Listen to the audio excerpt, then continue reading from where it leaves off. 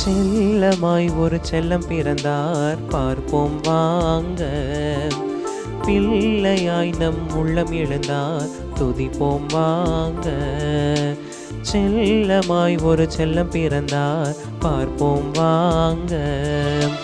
பிள்ளையாய் நம் உள்ளம் எழுந்தார் துதிப்போம் வாங்க. ஆலய மணிகள் ஆர்ப்பரிக்க ஆலயம் நாமும் இறைவோமே.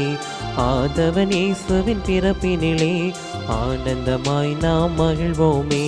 செல்லமாய் ஒரு செல்லம் பிறந்தார் பார்ப்போம் வாங்க. பிள்ளையாய் நம் உள்ளம் எழுந்தார் துதிப்போம் வாங்க.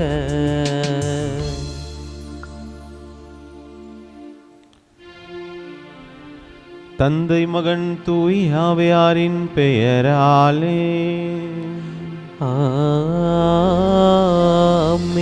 நம் ஆண்டவராகிய இயேசு கிறிஸ்துவின் அருளும் கடவுளின் அன்பும் தூய் ஆவியாரின் நட்புறவும் உங்கள் அனைவரோடும் இருப்பதாக. உம் ஆன்மாவோடும் இருப்பதாக. கிறிஸ்து இயேசுவுக்குள் பிரியமான அன்புமிக்க சகோதர சகோதரிகளை, இணையத்தின் வழியாக இந்த திருப்பலியிலே கலந்து கொண்டு ஜெபித்து கொண்டிருக்கிறீர்கள். ஆண்டவர் இயேசு கிறிஸ்துவனுடைய பிறப்பு எண் கிழமைகளில் நாம் இருக்கிறோம். இந்த நாளுக்காக கடவுளுக்கு நன்றி சொல்வோம். இந்த நாளில் சிறப்பாக நம்மையே நாம் சரணாகதியாக கடவுளிடம் ஒப்படைத்து நம்முடைய குடும்பங்களுக்காக நமக்காக ஜெபிப்போம். இன்று அன்னை மரியாளும் சூசையப்பெறும் ஆண்டவர் இயேசு கிறிஸ்துவை எருசலேம் ஆலயத்தில் கடவுளுக்கு காணிக்கையாக ஒப்பு கொடுக்கப்பட்ட அந்த வாசகத்தை நற்செய்தி வாசகத்தில் நாம் வாசிக்கிறோம். அதே போல் நாமும் நம்மையே கடவுளுடைய பிள்ளைகளாகிய நாம் அத்தனை பேருமே நாம் கடவுளுக்கு உரியவர்கள், கடவுளுக்கு நம்மையே அர்ப்பணிக்க தகுதி உள்ளவர்களாக இருக்கிறோம். அப்படி இல்லை அப்படின்னு சொன்னால் தகுதியான வாழ்க்கைக்காக, நம்முடைய குற்றம் குறைகளுக்காக, நம்முடைய பாவங்களுக்காக மனம் வருந்தி திருப்பலியில் நாம் உருக்கமாக ஜெபிப்போம். அன்புமிக்க சகோதர சகோதரிகளை, தூய மறை நிகழ்வுகளை கொண்டாட நாம் தகுதி பெறும் பொருட்டு நம் பாவங்களை ஏற்றுக்கொள்வோம்.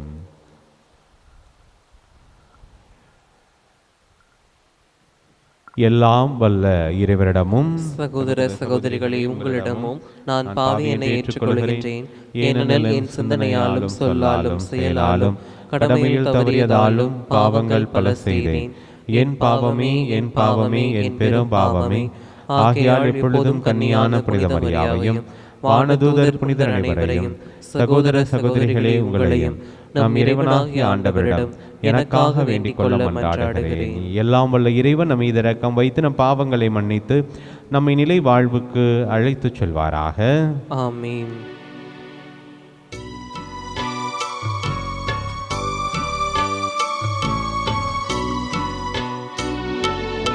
ஆண்டவரே இரக்கமாயிரும். ஆண்டவரே இரக்கமாயிரும். கிறிஸ்துவே கிறிஸ்துவே இரக்கமாயிரும்.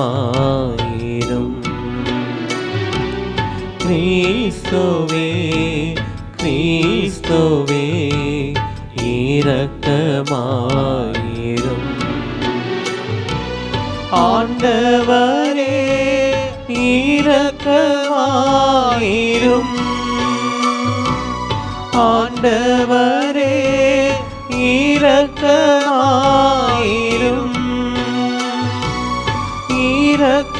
இரக்கமாயிரும்.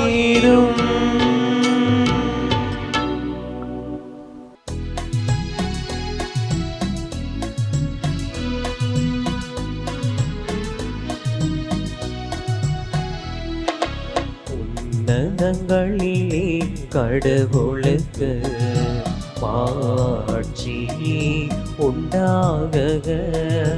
உலகினிலே நல் மனத்தவர்க்கு அமைதி உண்டாக. புகழுகின்றோம், போற்றுகின்றோம், பாடுகின்றோம் இறைவனே. வாழ்த்துகின்றோம், வணங்குகின்றோம், வழிபடுகின்றோம் தெய்வமே. ஆராதனை ஆராதனை புரிந்து மகிமைப்படுத்துகின்றோம் யாம், மகிமைப்படுத்துகின்றோம் யாம். உமது மேலான மாட்சியின் பொருட்டு உமக்கு நன்றி நவிழ்கின்றோம். ஆண்டவராமியும் இறைவனே, இணையில்லாத விண்ணரசே, ஆற்றல் மிக வல்லவரே, தந்தையே இறைவனே, ஆண்டவரே இறைமகனே, இயேசு கிறிஸ்து தெய்வமே, செம்மறியே செம்மறியே செம்மறியே, இறை தந்தை நின்று ஜெனித்தவர் நீ, தந்தை நின்று ஜெனித்தவர் நீ. உலகின் பாவம் போக்குபவரே, நீர் எம் மீது இறங்குவே. உலகின் பாவம் போக்குபவரே, எம்மன்றாட்டை ஏற்றருள்வீர். தந்தையிடம் வலப்புறத்தில் வீற்றிருக்கும் மீட்பரே, இறங்குமையா எம்மீது. இயேசு கிறிஸ்து தெய்வமே, தூயவர் தூயவர் தூயவர், ஐயா நீர் ஒருவரே ஆண்டவர், நீர் ஒருவரே உன்னத. தூய ஆவியோடு தந்தை இறைவனை மாட்சியில் இருப்பவர் நீரே. ஆ ஆ ஆ ஆமென். ஜெபிப்போமாக. கட்புலனாகாதவரும் எல்லாம் வல்லவருமான இறைவா, உமது ஒளியின் வருகையால் உலகின் இருளை அகற்றினீரே. அமைதி தவழும் முகத்துடன் எம்மை கண்ணோக்க வேண்டுகின்றோம். அதனால் ஒரே திருமகனுடைய பிறப்பின் மாட்சியை தகுந்த முறையில் முழக்கமிட்டு புகழ்வோமாக. உம்மோடு தூயாவியாரின் ஒன்றிப்பில் இறைவனாய் என்றென்றும் வாழ்ந்து ஆட்சி செய்கின்றவர் வழியாக உம்மை மன்றாடுகின்றோம்.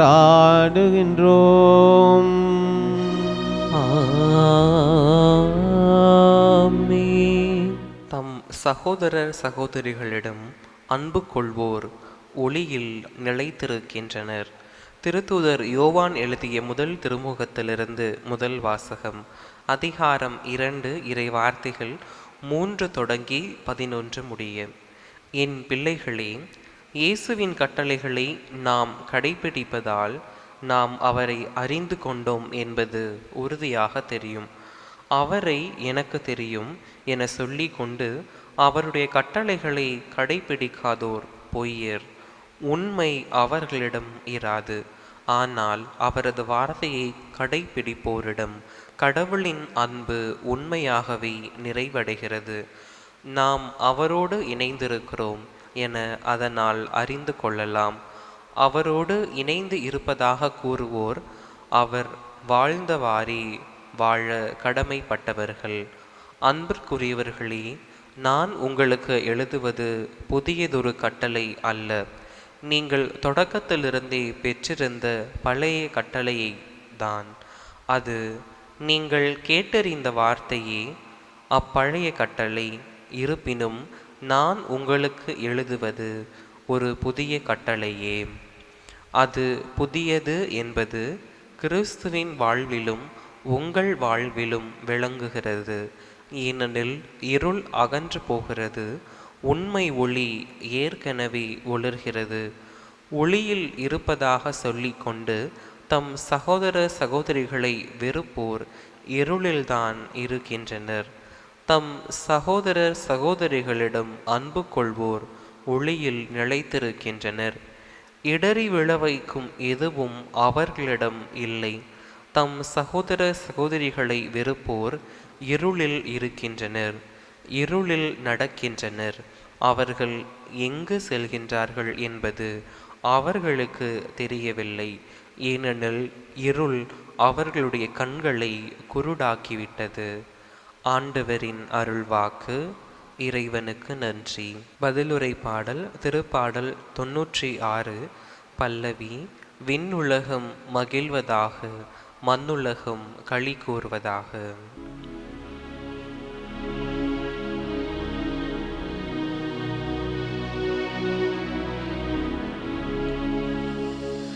விண்ணுலகம் மகிழ்வதாக, மண்ணுலகம் களி கூர்வதாக.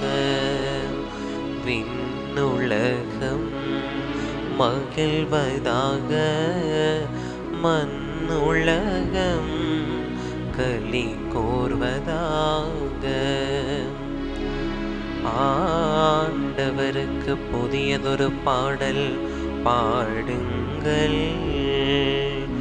உலகெங்கும் வாழ்வோரே ஆண்டவரை போற்றி பாடுங்கள். ஆண்டவரை போற்றி பாடுங்கள். அவர் பெயரை வாழ்த்துங்கள். உலகெங்கும் வாழ்வோரே ஆண்டவரை போற்றி பாடுங்கள். ஆண்டவரை போற்றி பாடுங்கள். அவர் பெயரை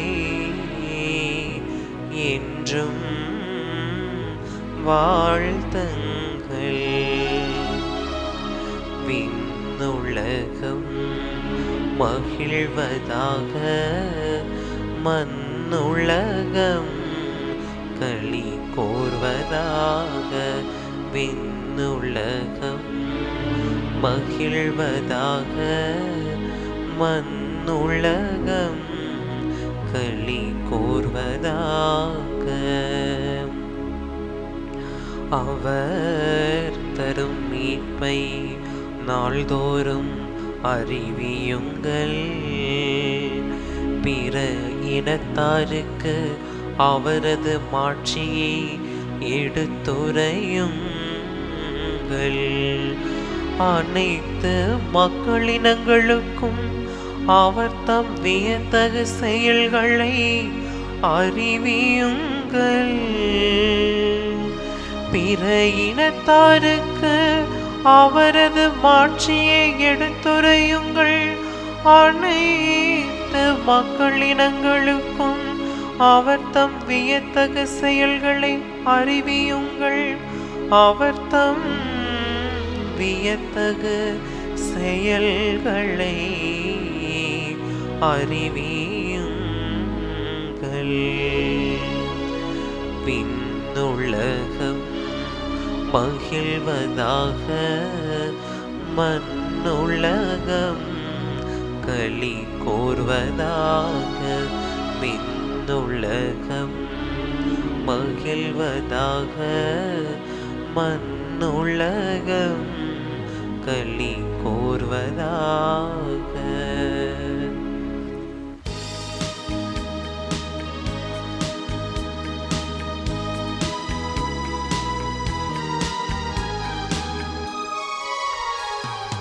அல்லேலூயா, அல்லேலூ, அல்லேலூயா, அல்லேலூ, அல்லேலூயா, அல்லேலூ, அல்லேலூயா, அல்லேலூ, அல்லேலூயா, அல்லேலூ, அல்லேலூயா, அல்லேலூயா,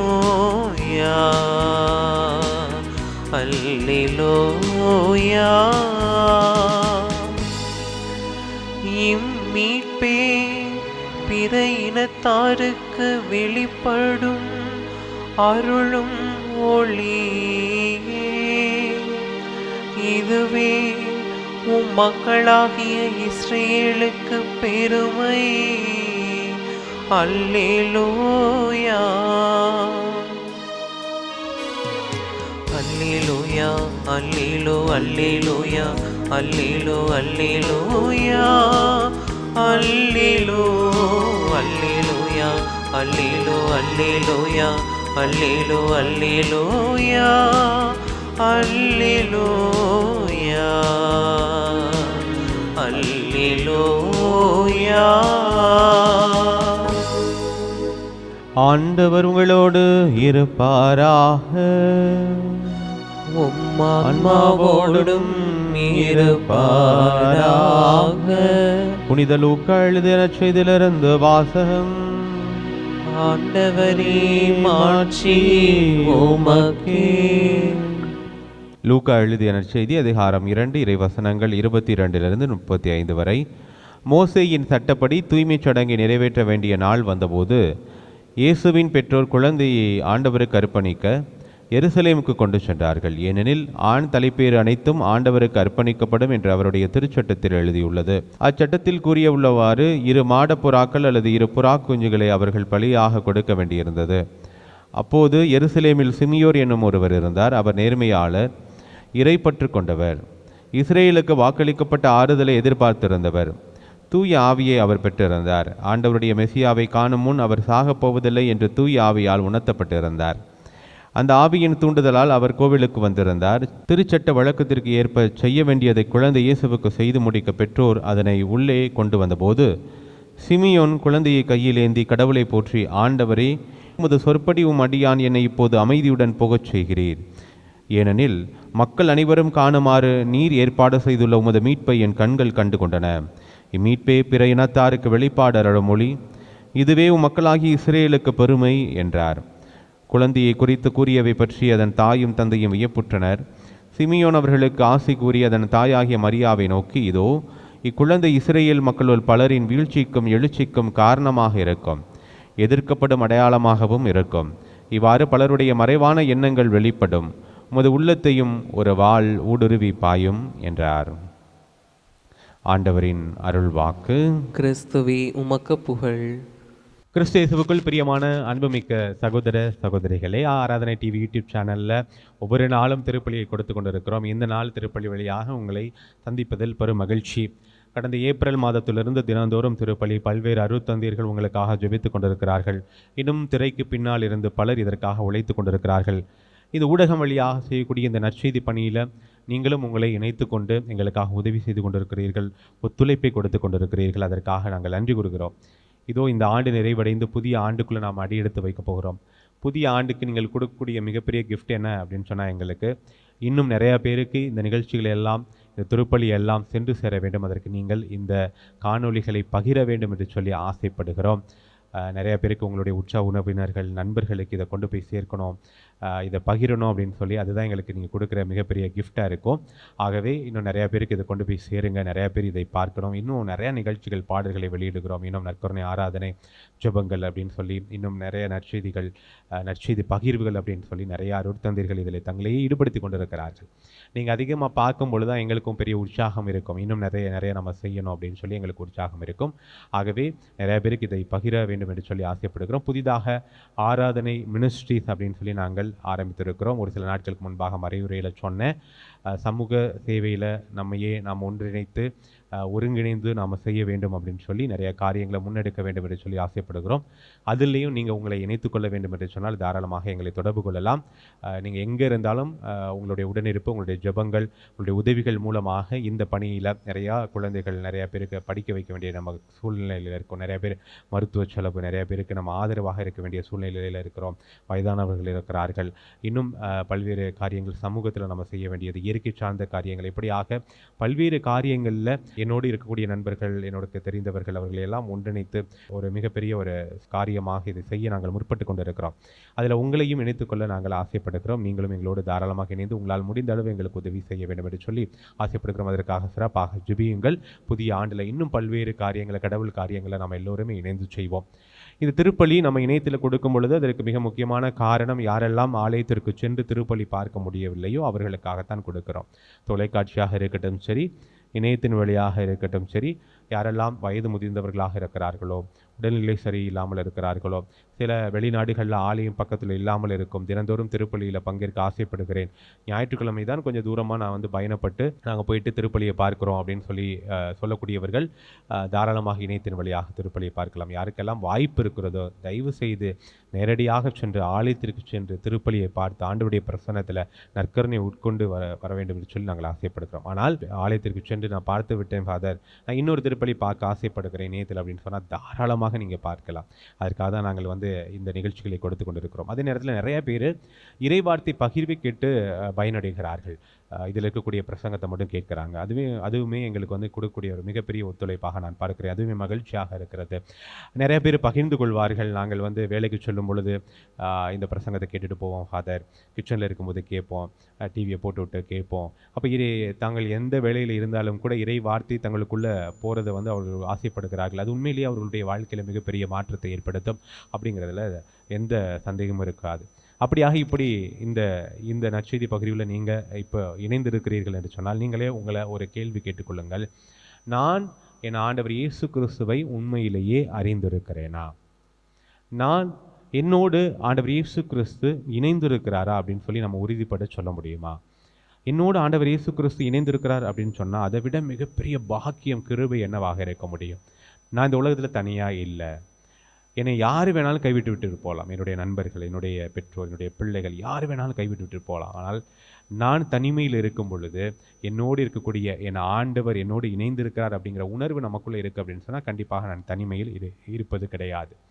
அப்போ எப்படிப்பட்ட சிக்கல்கள், எப்படிப்பட்ட பிரச்சனைகள் என்னுடைய வாழ்க்கையில் வந்தாலும் அதை உறுதியோடு தாங்கக்கூடிய சக்தியும் அதை எதிர்கொள்ளக்கூடிய சக்தியும் நமக்கு ஆட்டோமேட்டிக்காகவே நம்முடைய வாழ்க்கையில் இருக்கும். அப்படியாக நாம் உறுதியாக சொல்ல முடியுமா, ஆண்டவர் இயேசு கிறிஸ்து என்னோடு இணைந்திருக்கிறார்? அப்படி நாம் நினைக்கிறோம் அப்படின்னு சொன்னால், நான் அறிந்திருக்கிறேன், அவர் என்னோடு இணைந்திருக்கிறார் அப்படின்னா அதை நாம் எப்படியாக வெளிப்படுத்துகிறோம்? நான் அடிக்கடி சொல்வது உண்டு, மக்கள்கிட்ட கேட்பது உண்டு, நீங்கள் ஏன் கிறிஸ்தவர்களாக இருக்கிறீர்கள்? நம்ம மனசாட்சிப்படி சொன்னோம் அப்படின்னு சொன்னால், ஒரு கிறிஸ்தவ குடும்பத்தில் பிறந்து விட்டேன் அதனால் கிறிஸ்தவராக இருக்கிறோம். நிறைய நேரங்கள் அதுதான் சரியான பதிலாக இருக்கும்.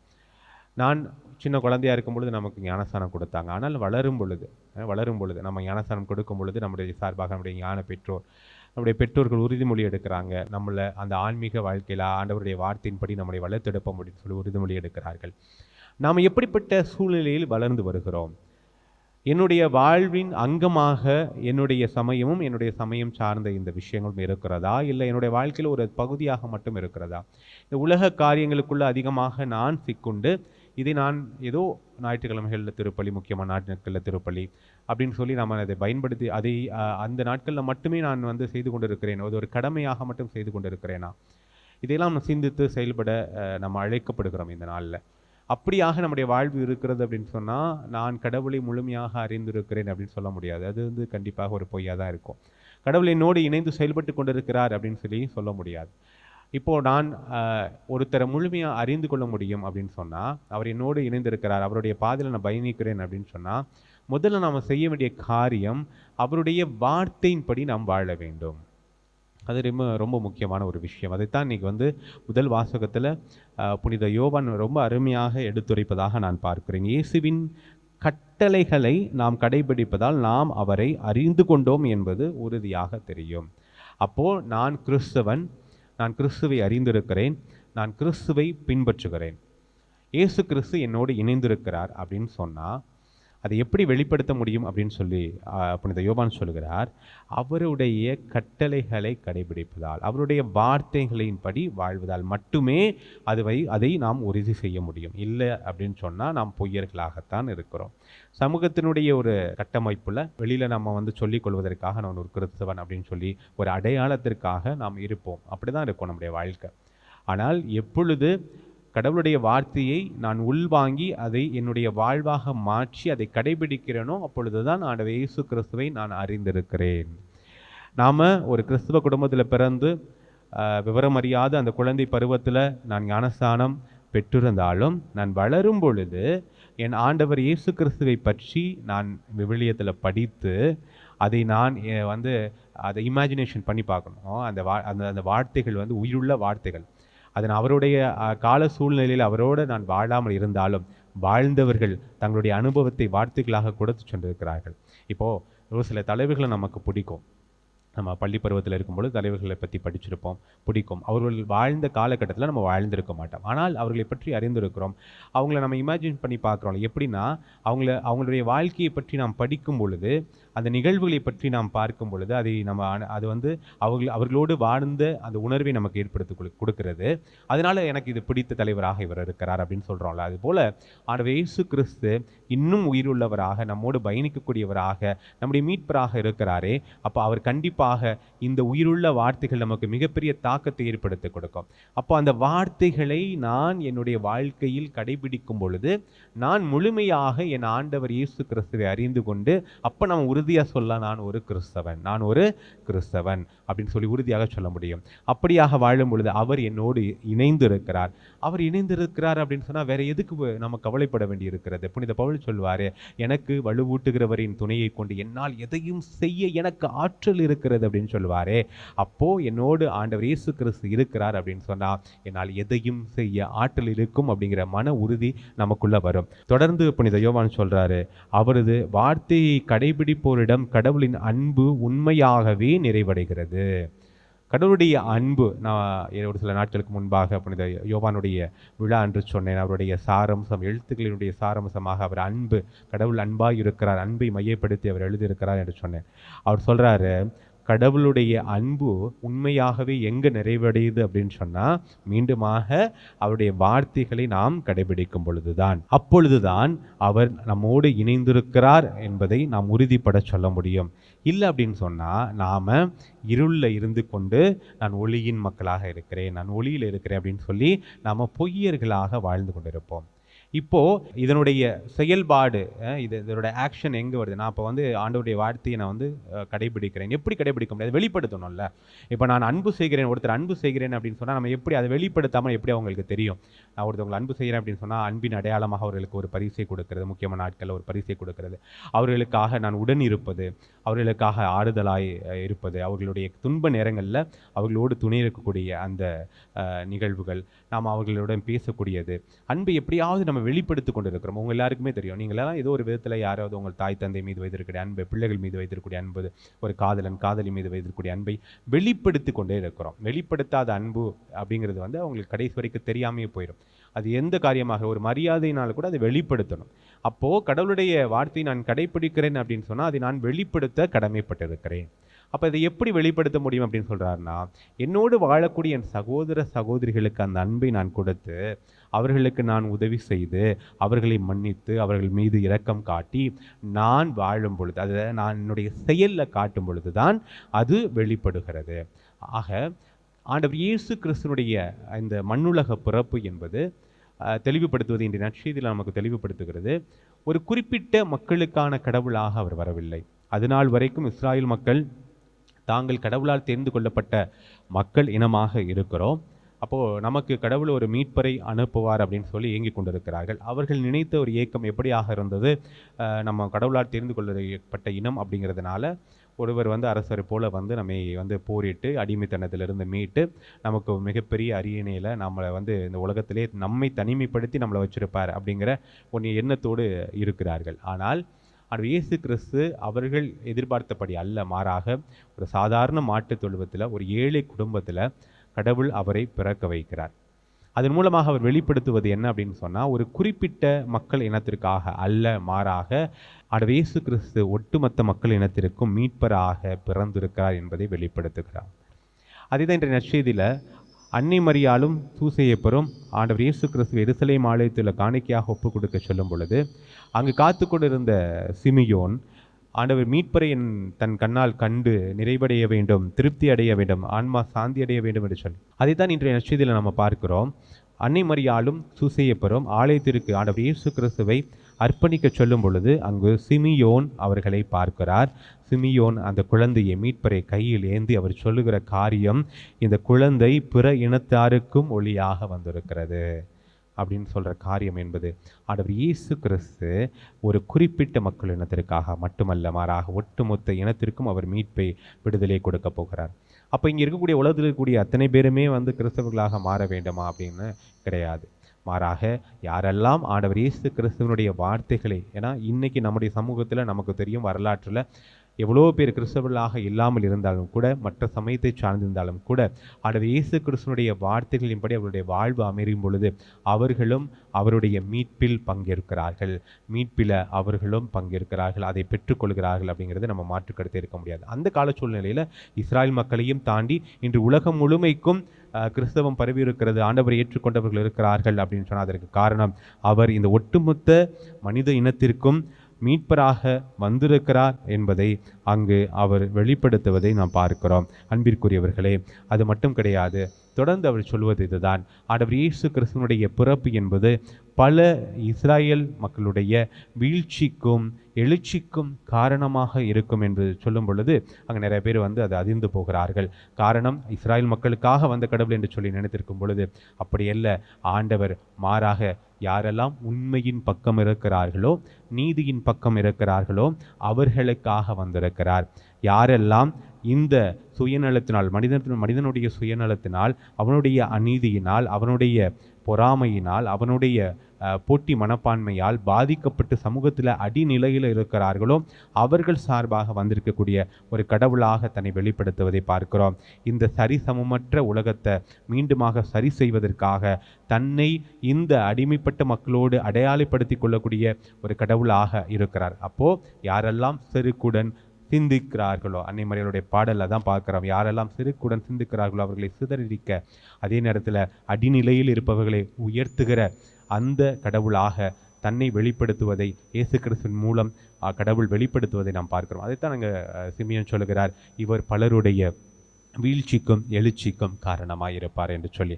அதே நேரத்தில் அவர்கள் எதிர்பார்த்த மாதிரி கிடையாது, மாறாக இதோ மீட்பராக வந்திருக்கக்கூடிய ஆண்டவர் இயேசு கிறிஸ்து அப்பொழுது வாழ்ந்த மக்கள் இனத்திற்கான ஒரு வெளிப்புற விடுதலையை கொடுக்க அல்ல, மாறாக இந்த உலகம் முடியும் வரை, கடைசி மனுஷன் இங்கே வாழக்கூடிய அந்த காலகட்டம் வரை அவன் தன்னுடைய பாவத்திலிருந்து மீட்பை பெற்றுக்கொள்ள வேண்டும் என்று சொன்னால் வாளேந்தி போரிடுவதனாலோ, அரியணையில் அமர்ந்து உட்கார்ந்து ஒரு மிகப்பெரிய உயரத்தில் இருந்து கொண்டு ஆட்சி செய்வதனாலோ அந்த மீட்பை கொண்டு வர முடியாது. மாறாக சாதாரண பலவீனமான இந்த உடலுக்குள்ள, ஒரு மனித இனத்துக்குள்ள தன்னை பாவித்து, தன்னை அர்ப்பணித்து, ஒரு சாதாரண மனிதனாக எல்லா துன்பங்களையும் அனுபவித்து, மக்கள் எப்படி இந்த பலவீனமான உடலுக்குள்ள நாம் எப்படிப்பட்ட வலியினை, துன்பத்தை நாம் அனுபவிக்கிறோமோ அதே போல. ஏனென்றால் ஆண்டவர் இயேசு கிறிஸ்து சில காரியங்களை சொல்லும் பொழுது அவருடைய வார்த்தையை பின்பற்றணும் அப்படின்னு சொல்லி நான் சொன்னேன்ல. அப்போது ஏன் இயேசு கிறிஸ்து இப்படி பின்பற்றி இருக்கிறார் அப்படின்னு சொல்லி ஒரு சில பேரை நம்ம ஒரு சில பேர்கிட்ட நம்ம முன்மாதிரியாக காட்டும் பொழுது அவர் கடவுள், அவரால் செய்ய முடியும், என்னால் செய்ய முடியுமா அப்படிங்கிற ஒரு கேள்வி எழுப்புவாங்க. அதனால தான் ஆண்டவர் இயேசு கிறிஸ்து மனிதனாக நம்மை போல அனைத்து பலவீனமான அந்த உடலுக்குள்ள அனைத்து துன்பங்களையும் ஏற்றுக்கொண்டு என்னால் இதை கடைபிடிக்க முடியும் என்று சொன்னால் உங்களாலும் கடைபிடிக்க முடியும் என்று வெளிப்படுத்துவதை நாம் பார்க்கிறோம். அதற்காகத்தான் சிலுவையிலே தன் உயிரை நீத்து யாரும் எதிர்பாராத விதத்தில் ஒரு புதியதொரு மீட்பை நமக்கு கொண்டு வருவதை பார்க்கிறோம். தன்னுடைய இரத்தத்தின் மூலமாக ஆண்டாண்டு காலம் வாழக்கூடிய அனைத்து மக்களினங்களுடைய பாவங்களுக்காகவும் தன் உயிரை சிலுவையிலே கொடுத்து புதியதொரு கட்டளையை, புதியதொரு வாழ்வை நமக்கு கொடுப்பதாக பார்க்கிறோம். அதுதான் நாம் மற்றவர்களை அன்பு செய்து கடவுளின்படி வாழ்ந்து அவர் வார்த்தையின்படி வாழ வேண்டும் என்பது. ஆகவே அன்பிற்குரியவர்களே, இந்த நாளில் மிக சிறப்பாக நாம் கடவுளுடைய வார்த்தையின்படி வாழ்கிறோமா, அதை எப்படி வெளிப்படுத்துகிறோம், நம்முடைய சகோதர சகோதரிகள் மீது நாம் அன்பு காட்டுகிறோமா? இன்று கடவுளை காப்பாற்றுகிறேன் என்ற பெயரிலே மனிதத்தை கொண்டிருக்கக்கூடிய மதவாதிகளை பார்க்கிறோம். இங்கே நம்ம காப்பாற்ற கடவுள் வர்றாரு, நாம் எந்த கடவுளையும் காப்பாற்றணும்னு அவசியம் கிடையாது. ஆனால் இன்று சமூகத்தில் நான் உயர்ந்தவன், நான் தன்னை பெரியவனாக அடையாளப்படுத்த வேண்டி தங்களுடைய பட்டம் பதவிக்காக எப்படி ஆண்டவர் இயேசு கிறிஸ்துவனுடைய அந்த காலகட்டத்தில் அந்த மதத்தை சதுசேயர்களும் பரிசேயர்களும் எப்படி தங்களுடைய சுயநலத்திற்காக பயன்படுத்தி கொண்டு சட்டங்களை திரித்து அவர்களை அடிமைகளாக வைத்து கொண்டிருந்தார்களோ, யாராவது அடிமையாக இருந்தால் தானே நான் முதலாளியாக இருக்க முடியும். அப்படிதான் இன்றும் அடுத்தவர்களை மக்கள் ஒன்று சேர்ந்து இருக்கக்கூடாது, அவர்களை பிரித்தாள வேண்டும், அவர்களை அடிமைப்படுத்த வேண்டும் என்கிற நோக்கத்தோடு ஒரு சில பேர் மதத்தின் அடிப்படையில் கடவுளை நான் காப்பாற்றுகிறேன் என்று சொல்லி தெரிந்து கொண்டு மனிதத்தை கொண்டு கொண்டிருக்கிறார்களே, அது அல்ல எந்த சமயம் விரும்புகிற காரியம், அது அல்ல கடவுள் விரும்புகிற காரியம். கடவுள் அன்பாய் இருக்கிறார். நான் யார் ஒருவர் நான் கடவுளை பின்பற்றுகிறேன் என்று சொன்னாலும் அவர்களிடம் அன்பு இல்லாமல் இப்படியாக வன்முறையிலும் கலவரத்திலும் ஈடுபடுகிறார்களோ கண்டிப்பாக அவர்கள் கடவுளுடைய சீடர்களாக பிள்ளைகளாக இருக்கவே முடியாது. அவர்கள் ஆடு தோல் போர்த்திய ஒரு ஓநாய்களாகத்தான் இருக்க முடியும். கடவுளை தங்களுடைய சுயநலத்திற்காகவும் தங்களுடைய ஆதாயத்திற்காகவுமே பயன்படுத்தி மக்களை அடிமைப்படுத்தி கொண்டிருக்கிறார்கள் என்பதில் எந்தவித சந்தேகமும் இருக்க முடியாது. ஆகவே அன்பிற்குரியவர்களே, நீங்கள் கேட்ட கேள்விக்கு நீங்கள் இன்னும் ஆழமாக சிந்தித்து பாருங்கள். நான் என் ஆண்டவரை அறிந்திருக்கிறேனா? நான் என் ஆண்டவரை அறிந்திருக்கிறேன் என்று சொன்னால் அவருடைய வார்த்தையின்படி நான் வாழ்கிறேனா?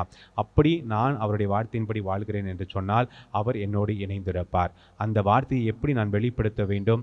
அவர் சொன்ன அந்த கட்டளையின்படி என் அன்புமிக்க சகோதர சகோதரிகளுக்கு என்னால் முடிந்த உதவியை செய்து என் அன்பை கொடுத்து என் இரக்கத்தை கொடுத்து மன்னிப்பை கொடுத்து நான் மகிழ்ச்சியோடு வாழும் பொழுது, அடுத்தவர்களையும் மகிழ்வித்து வாழும் பொழுது அவர் என்னோடு இணைந்திருப்பார். அவர் நம்மோடு இணைந்திருக்கிறார் என்று சொன்னால் நம்மால் எதையும் சாதிக்க முடியும், எதையும் சந்திக்க முடியும் என்கிற அந்த மன உறுதியோடு தொடர்ந்து திருப்பலியில் நாம் உருக்கமாக ஜெபிப்போம்.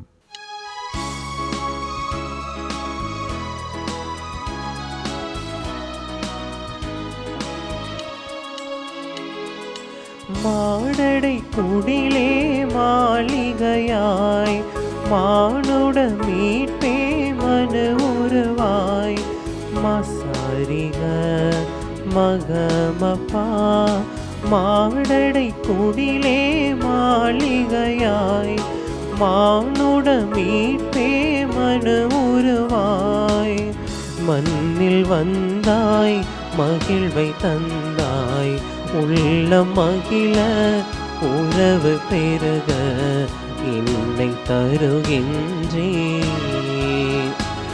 ஏற்றிடுவாய் காணிக்கையாய் மாற்றிடுவாய் பலி பொருளாய் ஏற்றிடுவாய் காணிக்கையாய் மாற்றிடுவாய் பலி பொருளாய். அன்புமிக்க சகோதர சகோதரிகளே, என்னுடையது உங்களுடையதுமான இப்பள்ளி எல்லாம் வல்ல தந்தையாக இறைவனுக்கிட்டதாகும்படி மன்றாடுங்கள். ஆண்டவர் தமது பெயரின் புகழ்ச்சிக்காகவும் ஆட்சிக்காகவும் நமது நன்மைக்காகவும் புனித திரு அவை அனைத்தின் நலனுக்காகவும் உமது கையிலிருந்து இப்பள்ளியை ஏற்றுக்கொள்வாராக. ஆண்டவரே, மாட்சி மிகு பரிமாற்றங்களை ஏற்படுத்தும் எங்கள் காணிக்கைகளை ஏற்றருளும். அதனால் நீர் தந்தவற்றை உமக்கு ஒப்புக் கொடுத்து உம்மையே நாங்கள் பெற்றுக்கொள்ள தகுதி பெறுவோமாக. எங்கள் ஆண்டவராகிய இயேசு கிறிஸ்து வழியாக உம்மை மன்றாடுகின்றோம். ஆமென். ஆண்டவர் உங்களோடு இருப்பாராக, உம் ஆன்மாவோடும் இருப்பாராக. இது எங்களை மேலே எழுப்புங்கள். ஆண்டவரிடம் எழுப்பியுள்ளோம். நாம் இறைவனாகிய ஆண்டவருக்கு நன்றி கூறுவோம். அது தகுதியும் நீதியும் ஆனதே. ஆண்டவரே, தூயவரான தந்தையே, என்றும் உள்ள எல்லாம் வல்ல இறைவா, எங்கள் ஆண்டவராகிய கிறிஸ்து வழியாக என்னாலும் இவ்விடத்திலும் நாங்கள் உமக்கு நன்றி செலுத்துவது மெய்யாகவே தகுதியும் நீதியுமாகும், எங்கள் கடமையும் மீட்புக்குரிய செயலுமாகும். எமக்கு மீட்பு தரும் உறவு பரிமாற்றம் கிறிஸ்துவில் இன்று ஒளி வீசுகின்றது. ஏனெனில் உமது வாக்கு வலுக்குறைந்த எங்கள் இயல்பை எடுத்த போது சாவுக்குரிய மனிதத்தன்மை முடிவில்லா மாட்சி பெறுவதோடல்லாமல் நாங்களும் வியப்புக்குரிய இந்த உறவு ஒன்றிப்பினால் நிலை வாழ்வில் பங்கு பெறுகின்றோம். ஆகவே வானதூதர் திரளோடு ஒன்று சேர்ந்து நாங்களும் உம்மை புகழ்ந்தேத்தி மகிழ்ச்சியுடன் அறிக்கையிட்டு சொல்வதாவது: தூயவர் தூயவர் தூயவர், வான் படைகளின் கடவுளாம் ஆண்டவர், விண்ணகமும் மன்னகமும் உமது மாட்சியால் நிறைந்துள்ளன. உன்னதங்களிலே ஓசன்னா. ஆண்டவர் பெயரால் வருகிறவர் ஆசி பெற்றவர். உன்னதங்களிலே ஓசன்னா. ஆண்டவரின் நீர்மையாகவே தூயவர், தூய்மையானத்திற்கும் ஒற்று. ஆகவே உம்முடைய ஆவியை பொழிந்தே காணிக்கைகளை தூய்மைப்படுத்துமை வேண்டுகின்றோம். இவ்வாறு எங்கள் ஆண்டவர் இயேசு கிறிஸ்துவின் உடலும் இரத்தமுமாக எங்களுக்கு இவை மாறுவனவாக. அவர் பாடுபட உளம் கணிந்து தம்மை கையளித்த போது அப்பத்தை எடுத்து நன்றி செலுத்தியதை பிட்டு தம் சீடர்களுக்கு அளித்து கூறியதாவது: அனைவரும் இதிலிருந்து பெற்று உண்ணுங்கள், ஏனெனில் இது உங்களுக்காக கையளிக்கப்படும் என் உடல்.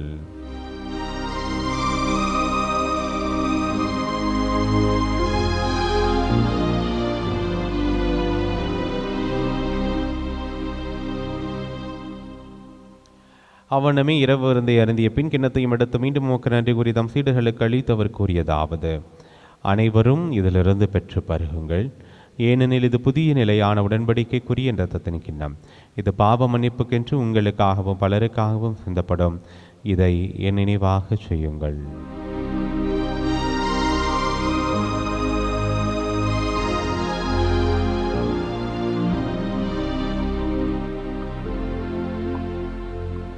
நம்பிக்கையின் மறை பொருள்.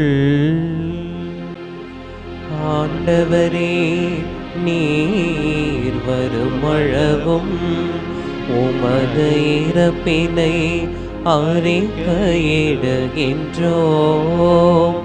உமது உயிர்ப்பினையும் எடுத்துரைக்கின்றோம்.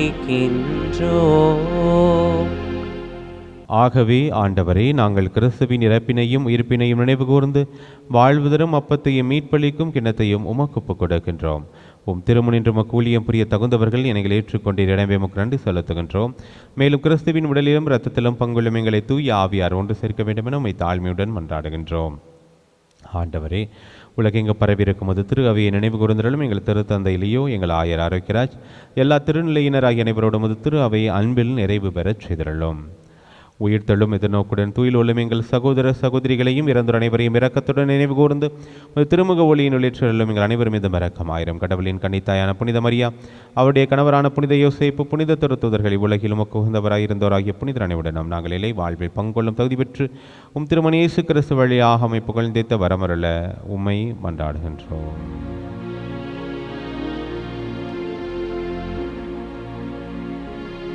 இவர் வழியாக இவரோடு இவரில் எல்லாம் வல்ல இறைவனாகிய தந்தையே, தூய ஆவியாரின் ஒன்றிப்பில் எல்லா புகழும் மாட்சியும் என்றென்றும் உமக்கு உரியதே. ஆமென், ஆமென், ஆமென்.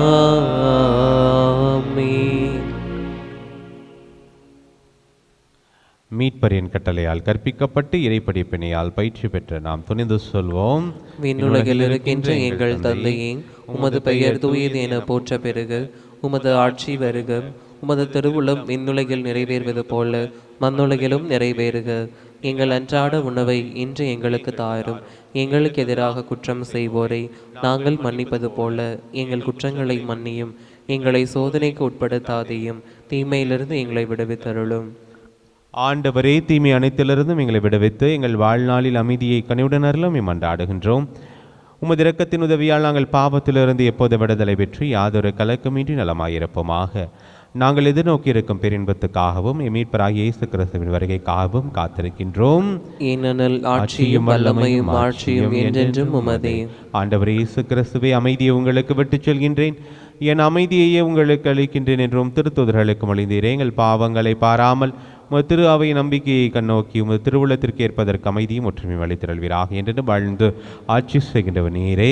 ஆமென். ஆண்டவருடைய அமைதி உங்கள் அனைவரோடும் என்றும் இருப்பதாக, உம் ஆன்மாவோடும் இருப்பதாக. ஒருவருக்கொருவர் ஆண்டவருடைய அமைதியை மகிழ்ச்சியோடு பகிர்ந்து கொள்வோம்.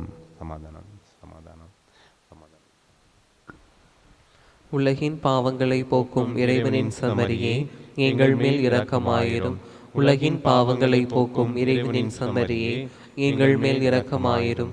உலகின் பாவங்களை போக்கும் இறைவனின் செம்மறியே, எங்களுக்கு அமைதியை அளித்தருளும்.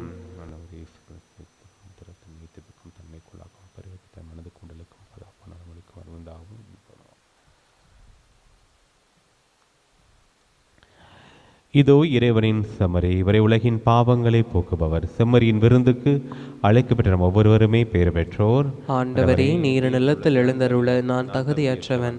ஆனால் ஒரு வார்த்தை மட்டும் சொல்லியருளும், எனது ஆன்மா நலமடையும். ஆசை திருவிருந்துக்கான மன்றாட்டு.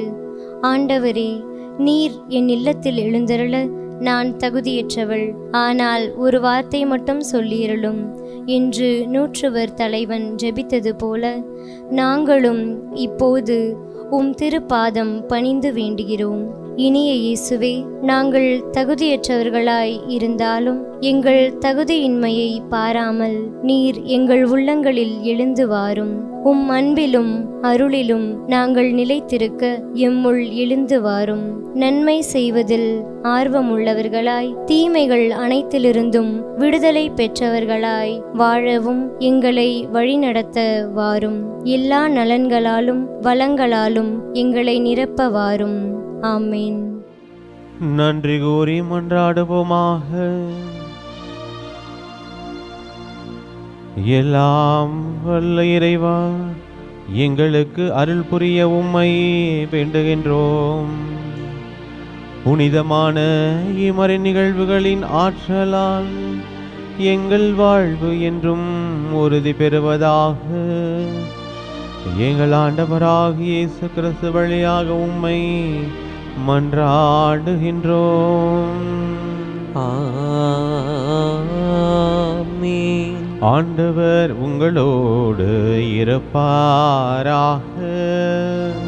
உம் ஆன்மாவோடும் இருப்பாராக.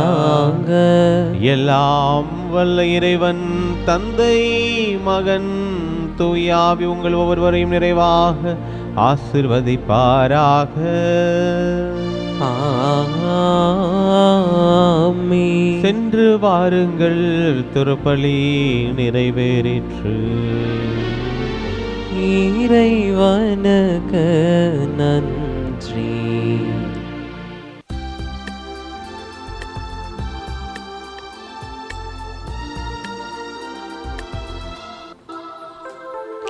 லல்லல்லா லல்லா லல்லல்லா லல்லா லல்லல்லா லல்லல்லா லல்லா லல்லா லல்லா லல்லல்லா லல்லா லல்லல்லா லல்லா லல்லல்லா லல்லல்லா லல்லா லல்லா லல்லா. சின்ன குழந்தை செல்ல குழந்தை மண்ணில் நம்மை தேடி வந்த தெய்வ குழந்தை. சின்ன குழந்தை இது செல்ல குழந்தை மண்ணில் நம்மை தேடி வந்த தெய்வ குழந்தை. ஆரிரோ ஆராரோ பாடுவோம் ஒன்று கோடியே.